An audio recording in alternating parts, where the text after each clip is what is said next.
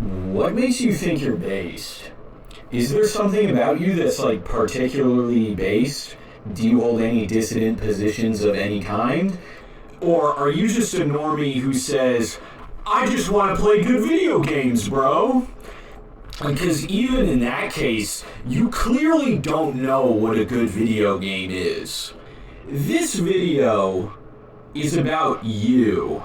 Now, I don't mean every person who's listening to this video, but I mean you. The person who thinks that you're really based, even though you don't actually hold any dissident positions at all. In fact, you hold internally contradicting positions on multiple things in your life. And you want to pontificate to me, you want to pontificate to YouTube about how based you are. And you want to make videos that are sort of dog whistling to based people that you're also based. Thankfully, I've equipped my brain, my psyche, with mosquito netting. So if I psychologically profile any one of you blood-sucking parasites as someone who doesn't actually want to live in a pious, virtuous world, then I gatekeep you. I use a gate in my head to keep you out of it. This is not about intellectually engaging with what you're saying. This is about pointing out that your motivation, your purpose for saying it, is disingenuous and subversive. It is wrong to intellectually engage with subversives, with people you can psychologically profile as not actually being based, and because they don't exist to intellectually engage with you. Everything they say is not meant to be an argument. It is simply meant to shut down your psychology. It is meant to numb and neutralize the dissident spirit within you. People are ideologically subversive. They do not have. Their position is almost anti-ideology. They do not want you to have a third position ideology, so they will say anything to make you stop having that position. So first we're going to define what based actually is, and then we're going to profile these people psychologically and show you how they are trying to subvert the actually based position. Let us define based, and then we'll check and see what is actually based about you according to the definition of based. Because it seems like there are a lot of people out there who are posers, who are pretending to be based but are not in actuality based. They are liars, they are golems, they are agents of the synarchy. So, let's check it out. The definition of based is traditionally saying or doing what you believe in, regardless of how other people feel. The original word and its meaning related to freebase cocaine. I guess because cokeheads often say wild stuff without caring how other people feel. That's not really relevant these days. That's not how the word is used. The modern meaning comes from Lil B, the so-called based god, because he always says or does what he wants to say regardless of how other people feel, or does what he wants to do regardless of how other people feel. The postmodern form, the definition the word currently has, is actually associated from the crossover of the alt-rap audience with political dissidents, especially on places like 4chan. Here, based relates specifically to third position dissidents. This is arguably the definition of the word in greatest accordance with natural reason, and in some cases even with supernatural reason. It is furthermore the most often used definition of the word. So, because it is the most commonly used definition, that is the one we're going to be using today. Let's look at the 3 different kinds of posers we'll be analyzing. Those who say they are based, but are not. Let us psychologically profile them into these 3 types. The first type is the personality type. The one that says, as long as they don't make it their whole personality, and, well, I don't care as long as they keep it private. The one that believes a nuclear weapon going off in their backyard doesn't affect them if they don't see it happen. The second type of poser is the reasonable type. This can also be called the practical type. These ones are always trying to reframe your demands under the enemy's definitions and conditions. The one saying, but that's not a reasonable thing to ask, and you're just insane for wanting that, or your beliefs are absurd and impossible. This is also the type, more often, to pretend that the smallest concession by the enemy is the greatest victory for our cause, or more correctly, pretends that they are part of our cause and attempts to define any small little concession by the enemy as a victory for our cause. The third type is the degenerate type. This type is a poser not insofar as they ostensibly pretend to be part of our movement, but so much that they pretend beliefs which are not a part of third position political dissidents are part of third position dissidents. These pretend that indecent women, perversion, and other forms of dysgenic debauchery are good and proper things for art and industry to propagate, to embody. These don't hide that they are not based so much as they proudly display their dysgenic qualities under the pretense of being based. Now, there's more of a Venn diagram of these categories than a strict separation, and it is difficult to find someone who is exclusively one or the other. Often, many posers might hold all of these beliefs to some degree. The first type is very easy to identify. What they say amounts to, you can talk about this, but only to this degree, and with these caveats, under these conditions, etc., etc., etc. It's a form of limited hangout.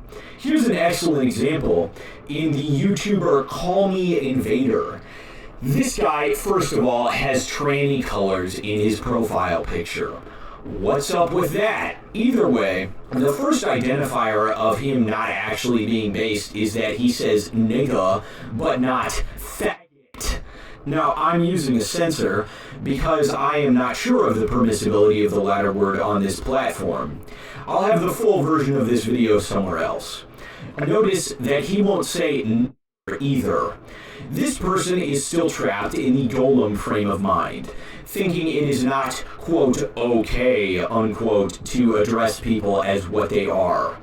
This person, who is the subject of Call Me Invader's video, is not simply a gay nigga, but a tranny faggot, a sodomite, a disgusting creep who pretends to be something that he isn't. This is dysgenic and unacceptable in a properly functioning society. Call Me Invader not only avoids stating this fact, but rather states the complete opposite. Here are the key sentences. Look, bro, I ain't got a problem with the LGBTQ. As a matter of fact, I'm alright with the mix. As long as they stay in their lane, I usually try to stay in mine, right?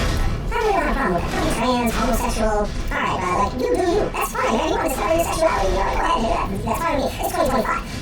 Nothing wrong with that. So, he has already established that the disgusting homosexual proclivities of the individual in question are, as Call Me Invader sees it, not actually wrong. How and under what pretense does he argue that sodomy is not wrong, that it is acceptable? How does he do that? What does he argue from? Well, simply, he is not a dissident. He is just another liberal modernist who thinks that everything is okay. Everything is permissible as long as you make up some bullshit to justify it. Therein is the poser aspect.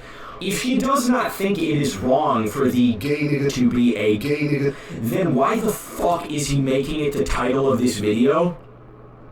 The Southern strategy, so to speak, is what he is using. Saying it without saying it. Both I and Call Me Invader know inherently that sodomy is evil, and thus sodomites are evil. But Call Me Invader is overtly arguing otherwise while implying the opposite. He has capitulated. He has become a golem. This is the poser's trap. He believes one thing is wrong and structures his positions around knowing said thing is wrong, but cannot come out of the closet, so to speak, and simply say that sodomy is wrong. The male tranny sodomite is evil, but Call Me Invader remains in the closet with him, unable to say that it is not only that he is cheating and lying about it that is wrong, but also that he is a sodomite pretending to be a woman, which is also wrong. Because posers like Call Me Invader keep such fundamental contradictions way up their fat ass, they need to constantly reinforce the appearance of being base by calling everything gay, or saying that one thing is way gayer than another, or that X is the gayest thing ever. Using the word gay with the negative stigma, knowing that sodomy is wrong. But of course, he insists that sodomy and being gay are not wrong, and he cannot contend with this fundamental contradiction. Either he's a poser or he's a retard, and he definitely has his basic mental faculties. So we're left to conclude that he is a poser, a golem, an agent of the Synarchy. Call Me Invader, you are not base. The second type, the reasonable type, as we called it, is portrayed in the Act Man, as he calls himself. Now, the Act Man does also defend sodomites. This whole pronoun debate is so eerily similar to that because it's such a non-issue, right? One-sided dialogue with all of the trigger people to the surface of Mars. Well, our standards for what trigger people have gotten worse because all it takes now to trigger snowflakes is this. So we see a crossover of psychologies already, but he primarily fits the reasonable profile.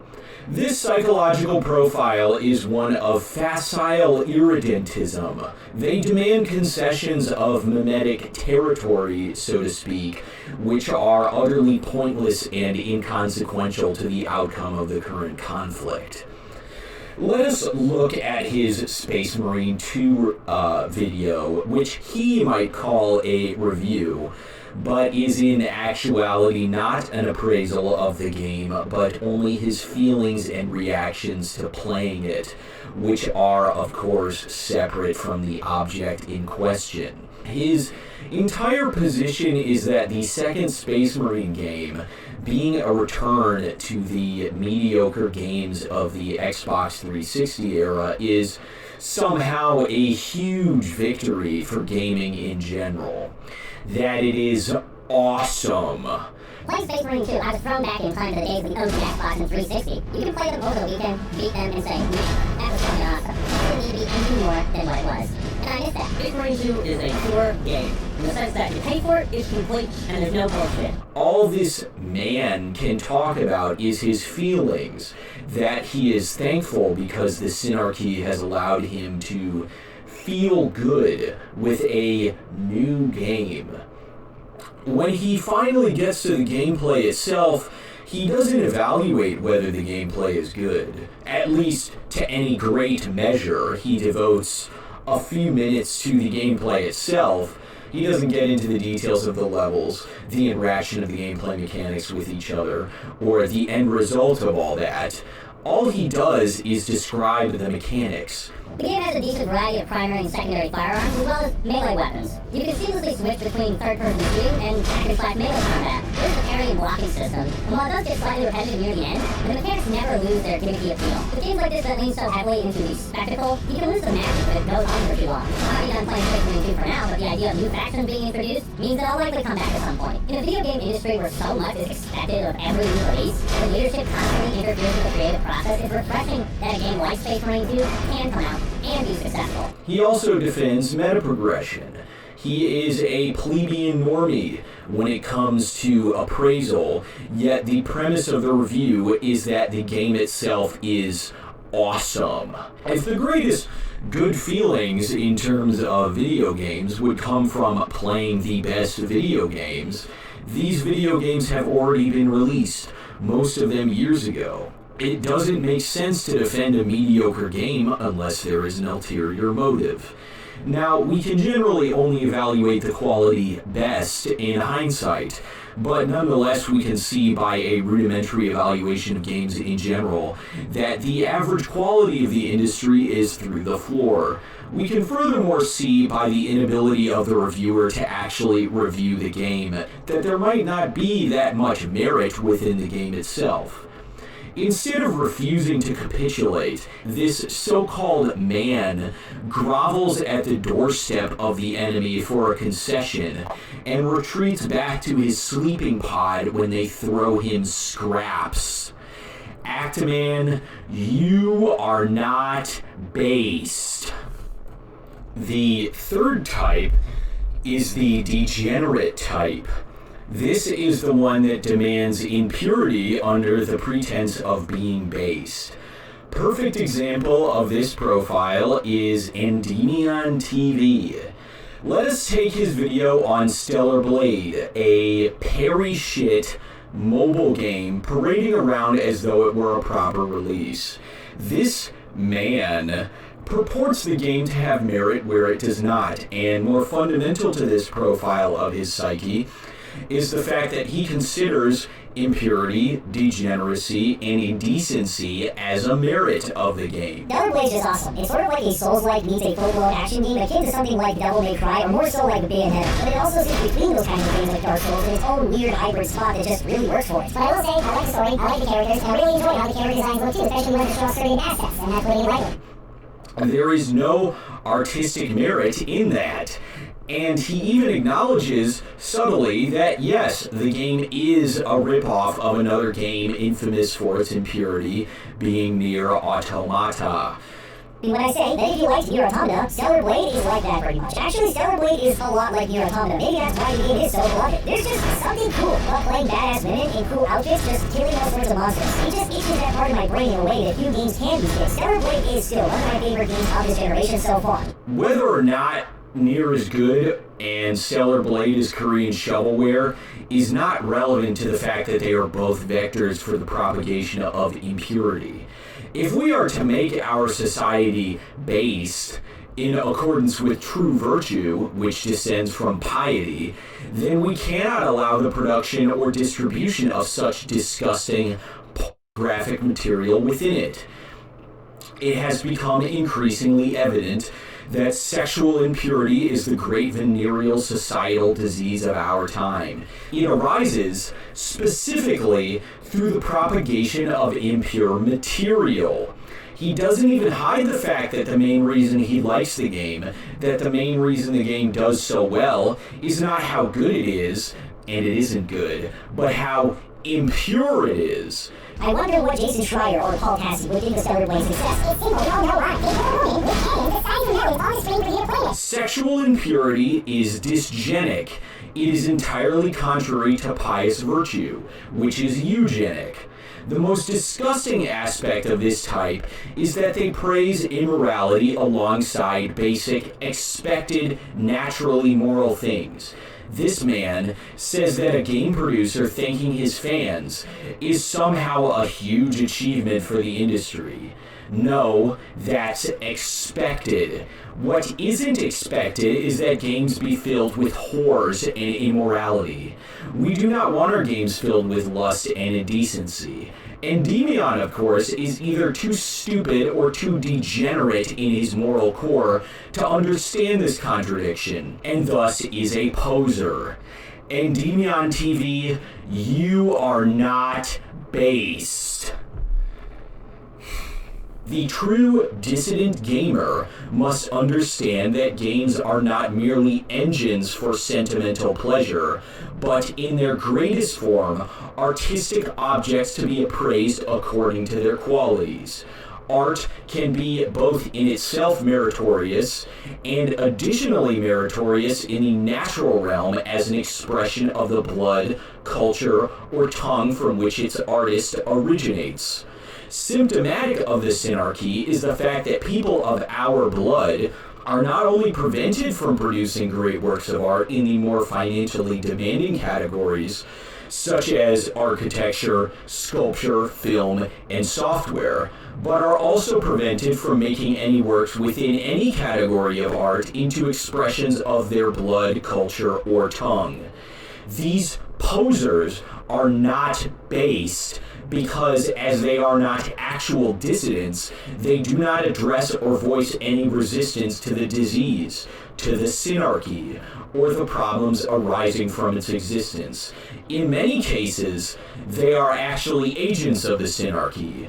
Regardless, their lies must be exposed and they must be called out for their heinous activity. Call me Invader, Actman, Endymion TV. These are only examples of these psychological profiles. All I've done here is create a model for you to address and identify and profile this type of subversive enemy within gaming as a subculture. Okay? I want you to be able to call these people out on your own. I am helping you identify them with this as a model. If you want to be able to root out the subversive element, you must be able to psychologically profile the agents of it. Okay?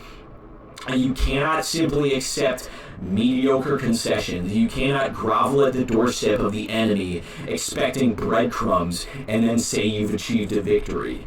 You cannot demand impurity in games, impurity in any form of art, and think that the more impure and sexual and lustful and degenerate art is, that you've somehow achieved something eugenic for your society. That's ridiculous. You've achieved the opposite. All you've done is help the disease propagate.